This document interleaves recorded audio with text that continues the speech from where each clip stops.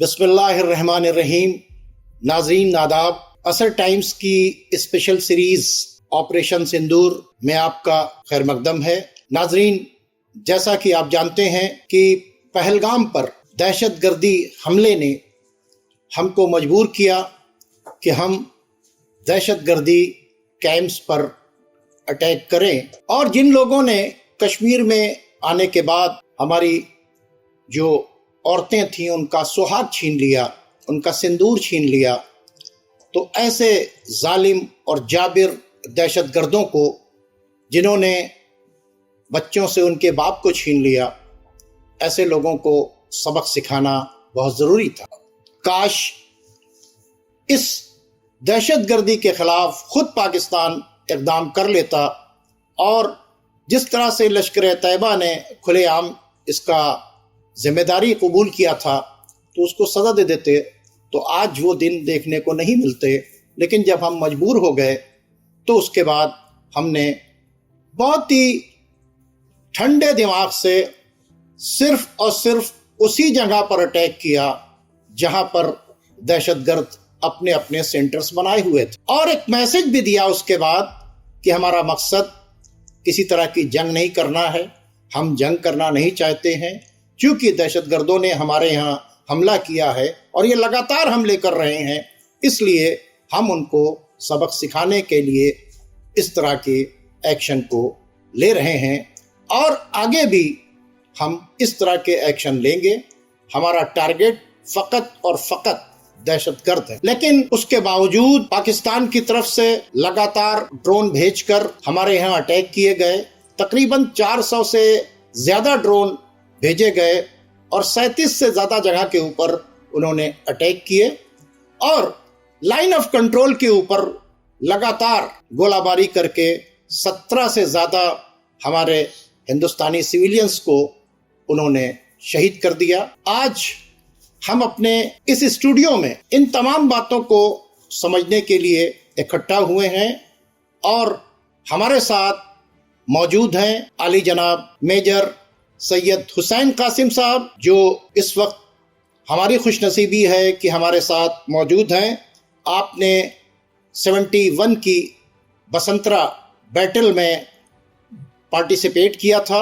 उनके साथ हमारे दो और मेहमान हैं, सैयद सुलेमान अहमद साहब और जनाब अनवार अब्बास साहब। हम आप दोनों का, मेजर साहब आपका, अपने स्टूडियो में इस्तकबाल करते हैं। तो नाजरीन, आइए सबसे पहले हम मेजर साहब से ये गुजारिश करेंगे कि चूँकि आप खुद 71 की जंग में शामिल थे और इस वक्त बहुत कम ऐसे लोग बचे हैं जो 71 की जंग में थे, तो आइए सबसे पहले मेजर साहब से समझते हैं कि 1971 में बसंतरा की जंग में क्या हुआ। आइए उनसे ही 1971 की उस जंग को समझने की कोशिश करते हैं। जी जनाब मेजर साहब।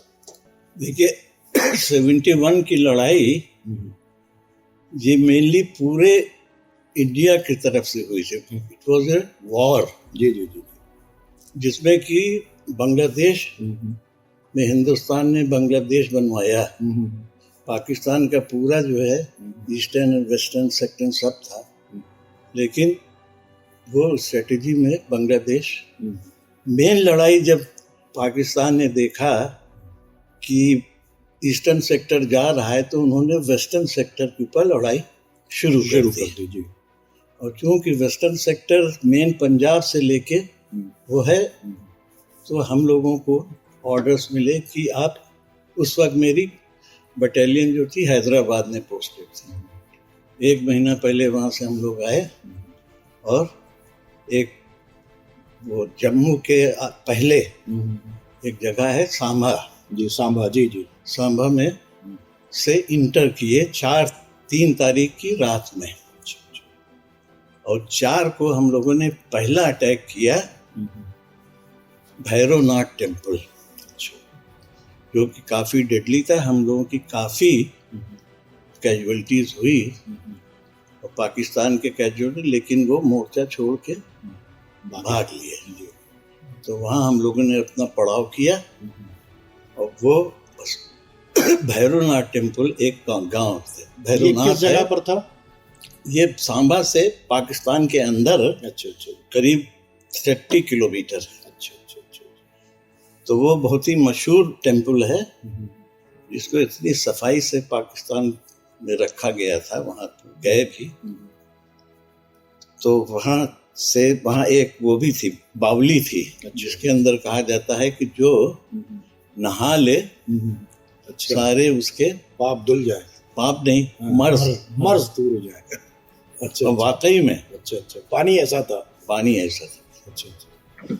फिर वहाँ के बाद हम लोगों को दूसरा टास्क मिला, ये शकरगढ़ का।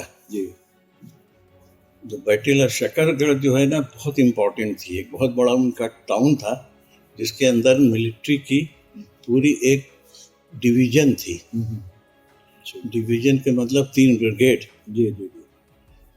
करीब 10,000।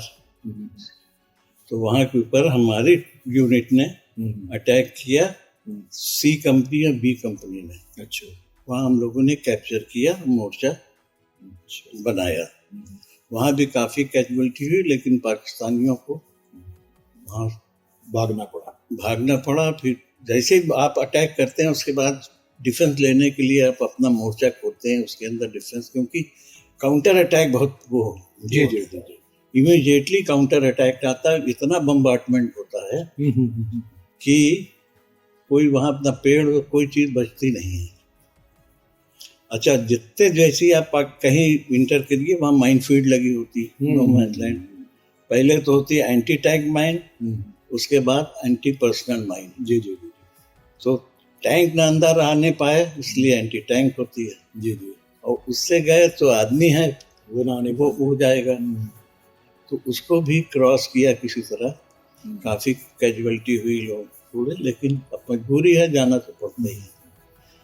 उसके बाद डेडलीस्ट बैटल जो है, वो एक रिवर बसंतर है जी।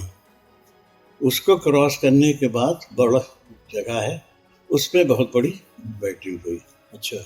उसको हम लोगों ने रात में तैर के, करीब 1 किलोमीटर की वो है, पूरे अपने 60 केजी का पिट्ठू अम्यूशन करके, राइफल लेके क्रॉस करना पड़ा। स्विमिंग भी हुई उसी में। अच्छा। उसके बाद वहाँ डेडली बैटल हुई।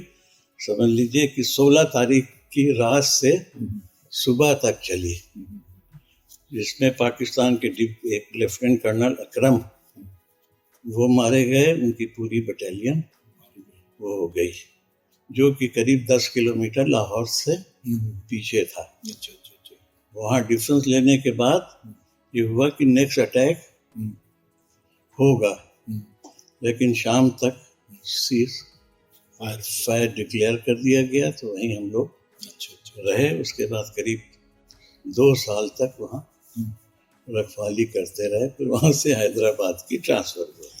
नाज़रीन देखिए, बहुत खुशनसीबी है हमारे इस प्रोग्राम की कि हमारे साथ आज मेजर साहब बैठे हुए हैं और उन्होंने 71 की जो बसंतरा लड़ाई थी उसके बारे में पूरी डिटेल बताया कि क्या हालात होते हैं।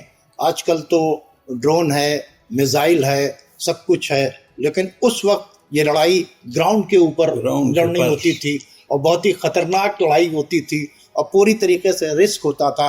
लेकिन उसके बावजूद भी जाहिर सी बातचीत है, अगर देश के लिए खड़े हुए हैं तो हमें ये सब करना ही होगा। आइए चलते हैं जनाब अनवर अब्बास साहब की तरफ। अनवर अब्बास साहब, इस वक्त जो हालात हैं जी, जो जैसा कि पहलगाम के बाद से ऑपरेशन सिंदूर चल रहा है, इसको आप कैसे देखते हैं? देखिए, ये आज की जो ये अभी तो हम इसको कायदे से ये नहीं कह सकते कि ये वॉर हो रही है। जी बिल्कुल सही है। ये प्री वॉर सिचुएशंस हैं कुछ, लेकिन इसमें भी जो अगर पहले से आप देखें तो मेजर साहब बता सकते हैं उसको ज़्यादा अच्छा, कि जो तरीक़ा और पहले का था, जो इक्विपमेंट और वेपन्स पहले के थे और जो जंग की टेक्निक्स पहले की थी, आज वो सारी चीज़ें बिल्कुल बदल चुकी। जी बिल्कुल सही। और जंग जो है वो बहुत टिपिकल हो चुकी है और इसमें सिक्रेसी के बड़े मानी होते हैं और इस जंग की एक नई चीज़ जो इसमें दाखिल हो गई है, आमतौर से अगर हम करंट अभी जंगों का मुतालिया करें और उसका जायज़ा लें तो ये पता चलेगा कि जंग के साथ साथ एक प्रोपेगेंडा वॉर भी चला करती है। जी बिल्कुल सही। ये सबसे खतरनाक, ये सबसे खतरनाक होती है। ये प्रोपेगेंडा वॉर जो होती है ये असल में इसकी ये पॉलिटिकल इम्पैक्ट्स में होती है। ये पार्ट ऑफ वॉर या डिफेंस सिस्टम नहीं है, ये पार्ट ऑफ पॉलिटिक्स है और पॉलिटिकल इम्पैक्ट्स में होती है। और इसका नतीजा ये होता है कि आज जंगें मुश्किल हो जाती हैं फौजों के लिए। बहुत बहुत बहुत बहुत अच्छी बात आपने कही, बहुत अच्छी बात। ये एक परेशानी आती है। आज भी आप हालात को अगर देखें तो जिस तरह से प्रॉब्लम्स उभर आती हैं सामने, जब भी हमने कहा था कि जंग का मामला जो होता है वो बहुत सिक्रेसी और टॉप सिक्रेसी इसका होता है। जी जी जी। आज जिस तरह से मीडिया एनालाइजिंग करता है, जो उसका प्रिजम्पशन होता है, बल्कि जिसको कहेंगे प्रिडिक्शंस की हद तक वो पहुंच जाते हैं। जी। तो ये प्रिडिक्शन जो होते हैं ये वॉरफेयर को भी मुतासिर करते हैं और पब्लिक में भी पैनिक भेजते हैं, डिमोरलाइज भी करते हैं, डिमोरलाइज होते हैं। तो आज एक जंग को स्मूथ चलाने के वास्ते मीडिया को बहुत सीरियसली वर्क करना पड़ेगा। जब तक वो नहीं होगा, आप जितना सीरियसली मीडिया ऑपरेट करेगा उतना आसान होगा वॉर को कैरी करना डिफेंस फोर्सेस और एजेंसीज के लिए। जी जनाब सुलेमान अहमद साहब, एक तरफ प्रेस की जो ब्रीफिंग है, जो डिफेंस की ब्रीफिंग है, आप उसको देखिए, और एक तरफ जो है मीडिया के अंदर जो बुलाए जाते हैं एक्सपर्ट, उनको देखिए। दोनों में जमीन और आसमान का फर्क है। इसका क्या इम्पैक्ट पड़ेगा हमारी जंग के ऊपर? देखिए, पहली चीज तो ये है कि जब मिनिस्ट्री ऑफ डिफेंस ब्रीफिंग दे रही है, उनके ऑफिसर्स खड़े होके दे रहे हैं, तो किसी दूसरे प्राइवेट पर्सन को, वेदर मीडिया का हो या कहीं का, कोई राइट नहीं बनता कि वो बात कहे जो मिनिस्ट्री ऑफ डिफेंस ने ना कही हो। उसका सोर्स कौन सा है? They should be made liable कि तुम कहां से कह रहे हो। जो हमारे कंट्री की मिनिस्ट्री ऑफ डिफेंस, जो मिलिट्री आर्मी ऑफिसर्स जो हमारे बॉर्डर्स को प्रोटेक्ट कर रहे हैं, वो जो कह रहे हैं हम उनको मानेंगे। बिल्कुल सही। और किसी इंडिया का कहे, फॉरेन का कहे, बीबीसी का, मुझसे मतलब नहीं है। सही। हमारी गवर्नमेंट, हमारी आर्मी जो कह रही है हमें उसको मानना है। अच्छा, और एक आप इतनी मारूफ शख्सियत आ जाए, एक चीज और पूछना चाहेंगे, कुछ आपकी जो बैटल थी उसमें शायद कुछ इंडियन बहुत बड़ी शहादतें भी हुई हैं, उनका भी जिक्र एक बार कर दिए तो। हमारे यहाँ जो बैटल हुई है, हमारे 3rd ग्रेनेडियर्स को 9 अवार्ड्स मिले, जिसमें कि मेजर होशियार सिंह को परमवीर चक्र मिला। ग्रेट। अच्छा, वो चार्ली कंपनी कमांडर थे, मैं ब्रेवो कंपनी बी कंपनी। अच्छा, लोग साथ ही अटैक जी किए थे। नहीं, हम तो चाहते हैं ना कि थोड़ा सा आप और डिटेल बताएं, जो हमारे नाजरीन देख रहे हैं उनको पता तो चले कि कौन सी शख्सियत यहाँ के ऊपर मौजूद है, उनके साथ कौन कौन से लोग थे। Major Hoshiyar Singh is a national hero, आप उनके साथ हैं कि हम लोग की खुशनसीबी उसके साथ हमको जो सपोर्ट किया था हडसन हार्स को, जो टैंक बैटल थी ना, टैंक हम लोगों के साथ थे। जी। वहाँ के एक लेफ्टिनेंट खेतपाल, अरुण खेतपाल, जिसको कि मरने उपरांत परमवीर चक्र मिला, बहुत बहादुर कब था। और वो हमेशा हम लोगों के साथ ही सपोर्टिंग में रहा। आपको भी तो बहुत से अवार्ड मिले हैं। हाँ, हमको भी मिले हैं। सेना मेडल मिला, पश्चिमी स्टार मिला, कई है, मैं आपको उसकी लिस्ट। हाँ, नहीं, मैंने पूछना चाहा। भाई, हम लोग की खुशनसीबी है कि आप हम लोग के बीच है। जी, बहुत से अवार्ड्स मिले, लेकिन अब जमाना बदल गया है, लड़ाई खत्म हो गई। और उस वक्त की लड़ाई जो थी वो बहुत ही डेडली थी। सिर्फ आर्टिलरी के फायर होते थे, जो क्लस्टर बना देता था आर्टिलरी, और टैंक, मिसाइल थी नहीं, बिल्कुल न इधर थी न उधर थी, और या पैदल सेना। और देखिए, कोई भी आजकल की लड़ाई हो, मॉडर्न हो, जैसे भी हो, जब तक कि इन्फेंट्री आप लैंड ग्रैब करने हैं ना, जी जी हाँ, लैंड अभी तो कोई कॉज ही नहीं, जो ये आपका हो रहा है कोई कॉज नहीं है। ये जो करंट सिचुएशन को कैसे देखते हैं? ये तो उन्होंने दहशतगर्दी की और इन्होंने उसके ऊपर कर दी, तब तक खत्म हो जाना चाहिए। अब पाकिस्तान ने जबरदस्ती मिसाइल किया, उसके अंदर कोई दम तो है नहीं, एक हफ्ते से ज्यादा का मिशन नहीं है, तो क्या हिंदुस्तान का साथ करेगा? उस वॉर में तो कई टैंक भी उड़ाए गए थे। इसमें 71 में तो 36 टैंक तो हम लोगों ने मारा था। 36 टैंक उड़ाए। उसी को बोलते हैं, उसको ग्रेवयार्ड ऑफ टैंक्स। अच्छा, जो बैटल ऑफ बसंतर। नाज़रीन देखिए, पाकिस्तान के 36 टैंक उड़ाने वाले मेजर साहब जो हैं सैयद हुसैन कासिम साहब हमारे साथ मौजूद हैं, और जो उस वक्त के हालात बता रहे थे और बताया कि उस वक्त जंग कितनी खतरनाक थी, कितना रिस्क लेना होता था। अभी तो ये जंग शुरू नहीं हुई है, बल्कि अभी हम जो है ये जो दहशतगर्दों ने हमला किया था उनको हम एलिमिनेट करने की बातचीत कर रहे हैं। और जैसा कि हमारी डिफेंस मिनिस्ट्री, हमारे फॉरेन मिनिस्ट्री के जो स्पोक पर्सन है मिस्री साहब, जो लगातार इस बात को बता रहे हैं कि हम जंग नहीं चाहते, हम जंग एक्सक्लेट नहीं करना चाहते। हमने जो काम किया है वो सिर्फ उन लोगों को पनिश किया है जिन्होंने हमारे यहाँ आकर दहशतगर्दी की है। मेजर साहब, ये दहशतगर्दी को क्यों पाकिस्तान इस कदर बढ़ावा दे रहा है? उसी से उसकी रोजी रोटी चलती है। उसी से रोजी रोटी चलती है। रोजी रोटी, उनके पास न पैसा है न कुछ है, चंदा लिया, इन पे खर्च किया, हिंदुस्तान से प्रोपेगेंडा लिया और उसी के ऊपर माली इमदाद मिल गई। अच्छा, ये बताएं अनवर अब्बास साहब, जी बताएं कि अब तो किसी से कोई बातचीत ढकी छुपी नहीं रही। जी पाकिस्तान के डिफेंस मिनिस्टर जी ख्वाजा आसिफ जी ये कह रहे हैं कि हमने अमेरिका के कहने से 30 साल पाकिस्तान के अंदर आतंकवाद को पाला है, आतंकवादी तैयार किए हैं। किसके कहने से? अमेरिका के कहने से। ठीक है, आपने आतंकवादी क्यों तैयार किए? नंबर 1 बात। नंबर 2 बात, अमेरिका ने क्यों तैयार करवाए? नंबर 3 बात, आप अपने आप को ये कहते हैं कि हम इस्लामिक कंट्री हैं, और इस्लाम का खुला हुआ वो है कि जिसने किसी एक बेगुनाह की जान ली उसने तमाम इंसानियत की जान ली।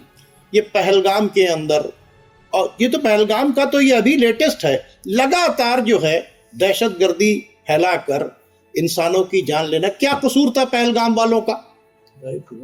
तो ये जो दहशतगर्द को आपने क्यों पाला? सवाल तो इस वक्त ये है कि दहशतगर्दों को आपने पाला क्यों? जैसा कि मेजर साहब ने कहा कि पैसे के लिए पाला, है ना। खुद ये जो नवाज शरीफ है, सबसे पहली जो वहाँ की दहशतगर्द तंजीम है सिपाही साहबा, उसके फाउंडर्स में ये है। खुद जो है ज़ियाउल हक जो हैं, इन्होंने ये तमाम जो है सऊदी अरब की दी हुई ज़कात से वहाँ के ऊपर मदरसे खोले और उसके अंदर इन लोगों को तैयार किया। आखिर पाकिस्तान के अंदर सऊदी अरब के पैसे से और अमेरिका के डायरेक्शन के ऊपर ये दहशतगर्द क्यों तैयार किए जा रहे हैं, और दूसरी तरफ अपने आप को इस्लामिक कंट्री भी कहा जा रहा है? आखिर क्या वजह है? देखिए भाई, मैं पिछले एपिसोड में भी इस बात को कहता रहा हूँ कि पाकिस्तान में जो है वो ब्रूडिंग लैंड बन गया है टेरर का। वो एक नर्सरी है, और वो एक, हम बल्कि यूँ कहें कि वो एक इंडस्ट्री है टेरर की, और पाकिस्तान उसे प्रोफेशनली कैरी आउट कर रहा है। और जब प्रोफेशनली उसको कैरी आउट किया जा रहा है तो जाहिर सी बात है कि उसका कहीं कंजम्पशन होगा। तो ये टेरर का कंजम्पशन जो होता है कंट्रीज को डिस्टेबलाइज करने के वास्ते, करेंसीज को कंट्रोल करने के वास्ते, गिराने उठाने के वास्ते, और मार्केट को कंट्रोल करने के वास्ते, प्लस ये कि वो पीस कीपिंग और टेरर दोनों के वास्ते, आर्म्स बेचने के वास्ते, ये सारी चीज़ें मिलकर के एक नेक्सस बनाती हैं जो टेरर की इंडस्ट्री को सपोर्ट करता है। तो पाकिस्तान के हालात ये थे कि पाकिस्तान में कुछ है तो है नहीं, और इधर की जंगों में इधर में उन्होंने अपने काफ़ी असलहे बेच डाले, माली हालात बहुत ख़राब थे। तो ये इस वक्त उन्होंने जो किया तो इससे उनको काफ़ी फंड कलेक्ट हो गया, लोन वगैरह मिल गया, एमिनेशन मिल गए, प्लस ये कि जो वहाँ पर लोकल प्रॉब्लम्स जो पाकिस्तान के रीजन्स में सर उठाए हुए थे, जो उससे अलहदगी के मंसूबे रखे हुए थे, तो ये नेशनलिस्ट टेम्परेचर बढ़ने के वास्ते ये सारी चीज़ें कुछ हद तक सेट असाइड हो जाएंगी, कंट्रोल हो जाएंगी। ये सारी चीज़ें उसमें थी जहाँ तक मैं इसको समझ सका हूँ। और बाकी तो जो दुनिया को चलाने वाली बड़ी ताकतें और एजेंसीज हैं, वो आज सारी दुनिया के करीब करीब गवर्नमेंट को एक पपट गवर्नमेंट कर चुकी हैं और कंट्रोल कर गवर्नमेंट बना चुकी हैं, और उसमें बहुत कम मुल्क हैं जो आज़ाद रह गए हैं। मैंने अनवर साहब सवाल इसलिए किया था कि जैसा कि मेजर साहब ने भी कहा कि वार नहीं है, ये वार नहीं है, ये टेररिस्टिक अटैक हुआ था, उन टेररिस्ट को एलिमिनेट करने के लिए ये सब कुछ किया गया। देखिए पाकिस्तान ने जी जैसे इससे पहले पुलवामा हुआ था, पुलवामा वहाँ टेररिस्ट अटैक हुआ, इंडिया ने उसके खिलाफ एक्शन किया, सर्जिकल स्ट्राइक किया, खत्म हो गया, उसके बाद कोई पीस हो गई। इसमें जो उन्होंने किया, पाकिस्तान ने जबरदस्ती पंगा ले लिया। उनको क्या जरूरत थी? वो खामोश बैठते, तुमने हमारे मारे, हमने तुम्हारे मारे।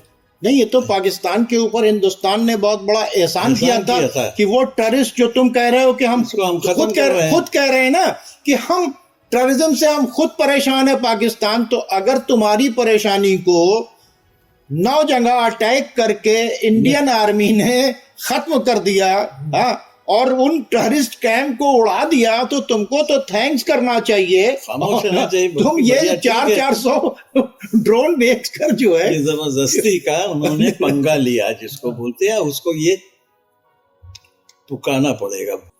सैयद सुलेमान अहमद साहब, मैं ये पूछना चाहता हूँ कि ये जो वाकया हुआ पहलगाम का, इसके बाद इंडिया को अटैक करना पड़ा उनको एलिमिनेट करने के लिए, ठीक है, तो अब ये जो काम पाकिस्तान जो और प्रूव टेररिस्ट हैं, क्योंकि जो टेररिस्ट मारे गए हैं, जिनकी नमाज जनाजा हुए हैं, उनके बाकायदा तौर के ऊपर नाम आए हैं, वहाँ मसूद अजहर खड़ा हुआ है, उसके पीछे आर्मी के लोग खड़े हुए हैं, सैल्यूट दे रहे हैं, तो ये सब पाकिस्तान आखिर जो एक तरफ कहता है कि हम खुद टेररिज्म का शिकार हैं, पाकिस्तान करता क्यों है? तो करता क्यों है ये? हाँ, ये देखिए, ये समझना बहुत जरूरी है।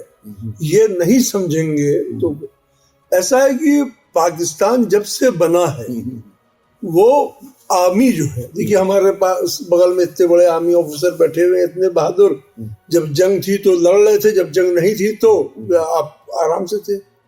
हमारे यहाँ इंडिया की आर्मी बहुत प्रोफेशनल आर्मी है, जब मौका पड़ता है तो दिखा देती है दुश्मन को कि वो वीरता क्या होती है, जंग क्या होती है, बता देती है, और जब उतरती है तो जंग जीत के आती है।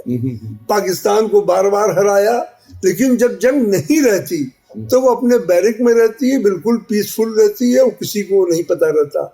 पाकिस्तान में आर्मी जो है वो जनता के सारे रिसोर्सेज पे, जनता के उस पे कब्जा करके बैठी हुई है, पूरे नेशनल रिसोर्स, पूरी इंडस्ट्री चल रही है, पूरी उस पे बिजनेस पे कब्जा है, करप्शन तो बहुत है। आर्मी को कब्जा करे रहने के लिए, कब्जा बनाए रहने के लिए एनिमी जरूरी है। अगर एनिमी ना रहेगी तो आर्मी से पब्लिक कहेगी तुम क्यों कब्जा करे हो। तो वो चाहती है कि एक एनिमी हो, अगर एनिमी नहीं है तो then enemy has to be created. अरे अभी हम लोग बात कर तो रहे हैं ये एनिमी, ये इंडिया नहीं चाहता जंग, लेकिन एक इंडिया को जबरदस्ती का भय दिखा के, इंडिया का डेंजर दिखा के वो पूरे जनता की रिसोर्स पे कंट्रोल करे है, और ये सब करती है। हाँ, कुछ कह रहे थे? जी, मैं कह रहा हूँ कि ब्रेकिंग न्यूज आ गई है कि सीज फायर की बातचीत होने जा रही है और सीज फायर का ऐलान हो रहा है और बाकायदा तौर के ऊपर ये बयान जो है फॉरेन मिनिस्ट्री की तरफ से भी आ गया है कि ट्रंप ने दोनों के बीच में सीज फायर करने की बातचीत कर दी है और इस पर 12 तारीख को एक दूसरी मीटिंग होगी। ये बड़ी खुशनसीबी की बातचीत है और बिल्कुल जंग का अंजाम जो है वो बहुत ख़राब होता है, बहुत बर्बादी होती है, बहुत से घर बर्बाद होते हैं, बहुत लोग परेशानियां उठाते हैं। तो ये बड़ी खुशी की न्यूज़ है कि अभी हमको ब्रेकिंग न्यूज़ मिली है कि ये जंग जो है, ये जो जंग तो हम कहेंगे नहीं, ये जो लड़ाई चल रही थी एक तरह से दोनों तरफ से क्रॉस बॉर्डर जो क्या नाम है फायरिंग चल रही थी लाइन ऑफ कंट्रोल के बाहर, और उसको रोक दिया गया। रोकने के ऊपर दोनों लोग राजी हो गए हैं। ये बहुत अच्छी बातचीत है। मेजर साहब, इस पर आपका लास्ट कमेंट चाहेंगे, क्या कहेंगे इसको? बहुत अच्छा है, क्योंकि लड़ाई होना बहुत खतरनाक है दोनों मुल्क के लिए या किसी मुल्क के लिए। जी जी जी जी। इंसान के लिए, उनकी फैमिलीज के लिए तो इकोनॉमी खत्म हो जाती है। अच्छा हुआ कि ये सीज फायर हो गया और ये बरकरार रहे, और इससे अच्छा कोई बात नहीं हो सकती। आपका क्या कमेंट है जनाब सुलेमान साहब? देखिए, ये हम उम्मीद करते हैं कि सीज फायर परमानेंट होगा, लेकिन ये मेरी उम्मीद है। इससे पहले हिस्ट्री में अगर हम जाएं तो बहुत बार सीज फायर हुआ, कई बार पाकिस्तान हारा भी, सरेंडर भी हुआ, 90,000 फौजी भी सरेंडर में हमने छोड़ा भी, लेकिन हाँ 71 में, लेकिन वो बाज नहीं आते हैं। वो उसकी सिर्फ ये वजह है कि पाकिस्तान की जनता ये जाने कि वो की आर्मी का काम बैरक में रहना है, उनको बैरक में करे और एक रिस्पॉन्सिबल और आंसरेबल गवर्नमेंट बनाए और अपने मुल्क को ठीक से चलाए। और जब वो ठीक से, और यहाँ तो हम लोग भी चाहते हैं पीस, ये इंडिया तो बुद्ध का देश है, शांति का देश है, वो शांति चाहता है, ग्रोथ चाहता है। जब परेशान किया जाता है तो रिस्पॉन्ड करता है। जी जी। हमारा बस हिंदुस्तान कभी भी ना एक्सपेंशनिस्ट रहा है ना वॉर हंग्री रहा है। वो रीजन में हमेशा पीस का पैरोकार रहा है। जब जंग होती है तो कोई फौज जीते, कोई मुल्क जीते या हारे, नुकसान दोनों तरफ भयानक होता है। जी जी जी। और ये जंग जैसे हालात जो थे, इनको जंग में तब्दील होने से पहले रोक दिया गया, ये सबके लिए बेहतर है। हम जंग इनवाइट नहीं करते, लेकिन अगर जब हमारे ऊपर जंग इन्फोर्स की जाती है तो हम उसका मजबूती से जवाब देते हैं। और हम ये समझते हैं कि ये सीज फायर जो होगा, ये इसके ज़रिए हम ये उम्मीद करते हैं कि ये पाकिस्तान का टेररिज्म के ज़रिए जो एक मुस्तकिल नेशन चला आ रहा है, इसके ऊपर एक ब्राइट फुल स्टॉप लगेगा। ये मैं उम्मीद करता हूँ। अगर ये हो सका तो रीजन में बिल्कुल पीस रहेगा। नाज़रीन, आपने हमारे मेहमानों को सुना और हमने अपने चैनल से एक कंस्ट्रक्टिव मैसेज दिया। नाज़रीन, अब हमारे प्रोग्राम का वक्त ख़त्म हो रहा है।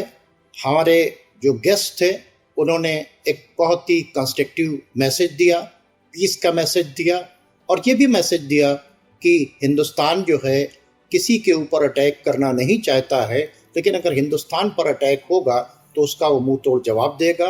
और दहशतगर्दी किसी भी शेप में हो, हम उसकी पूरी तरीके से मजम्मत करते हैं। बकौल अनवार अब्बास साहब, आतंकवाद और सांप्रदायिकता एक ही सिक्के के दो पहलू हैं, इसलिए ना सांप्रदायिकता होना चाहिए ना आतंकवाद होना चाहिए। ये जो गोदी मीडिया के चैनल्स बैठकर दिन भर नफरत, झूठ और सांप्रदायिकता फैला रहे हैं, तो ये देश के लिए बहुत ज़्यादा हानिकारक है, बहुत ज़्यादा नुकसानदेह है। और हमने ऐसे समय में तमाम हर मजहब और मिल्लत के लोगों ने एक साथ खड़े होकर पहलगाम के इस हमले के बाद ये बता दिया, भारत एक था, भारत एक है, भारत एक रहेगा, और हम हर तरह के टेररिज्म की पूरी तरीके से मजम्मत करते हैं। अब आप हमें, हमारे मेहमानों को इजाज़त दीजिए। खुदा हाफिज़।